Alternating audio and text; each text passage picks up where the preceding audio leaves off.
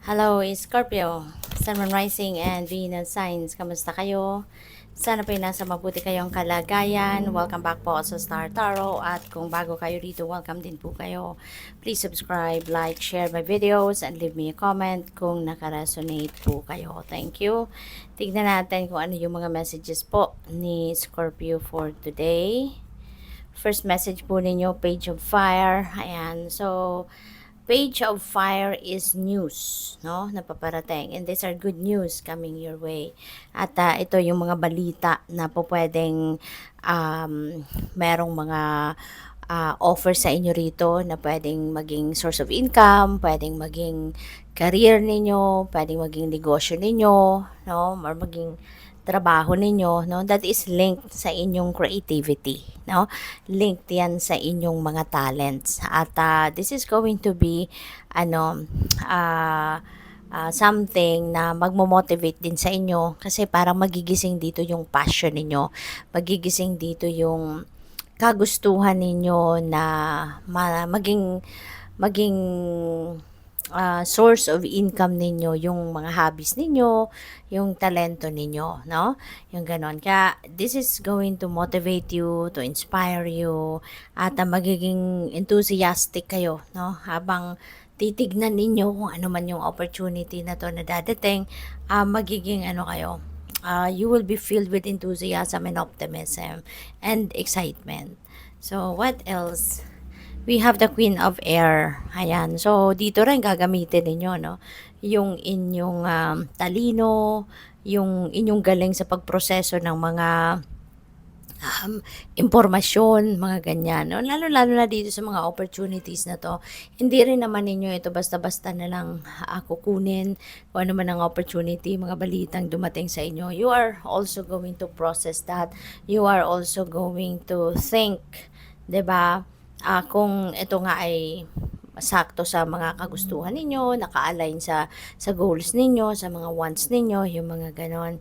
And you are also going to embody the energy of Queen of Air siguro sa ngayon, no? Na you are going to be brilliant, no? 'Di ba? At saka yung experiences ninyo sa buhay ninyo in the past, kung anong mga natutunan ninyo, i-apply ninyo yan sa inyong mga sitwasyon sa ngayon, lalo-lalo na sa mga decision making, no, na maaaring kakaharapin ninyo rito.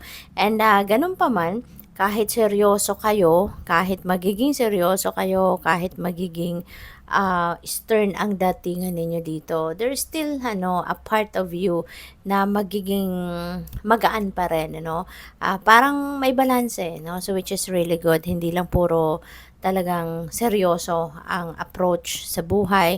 You are also going to approach things, no, with humor, yung mga ganon, para maging maging magaan, 'di ba? Mga transactions, mga pakikipag-usap, ganyan. So, we have awakening. Ayan. So, this is a point also sa buhay ninyo wherein parang magkakaroon muna kayo ng pagtigil. Diba? Maaring meron muna kayo. Hindi kayo agad magte-take action sa mga bagay-bagay sa ngayon. Bagkus, despite the desire, no? Dahil meron kayong desire na mag-move on, mag-move forward sa buhay, tawag dito, take action dito, no, sa mga offers na to.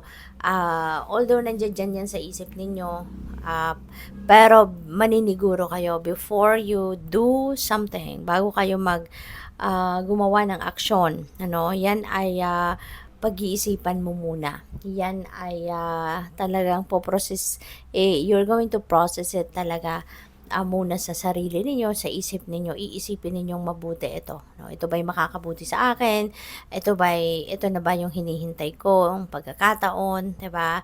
So, you're going to take a pause muna, no? At maaaring dito magkakaroon kayo ng pagkakataon na talagang mabusisi ninyo, ma-dissect ninyo kung ano yung totoong mga gusto ninyo sa buhay, ano yung mga wants ninyo, ano yung mga desires ninyo, 'di ba? Yung mga ganon. So, there's going to be new perspective siguro that will arise. Maaaring merong mga bagong ideas din dito na dadating, papasok sa isip ninyo.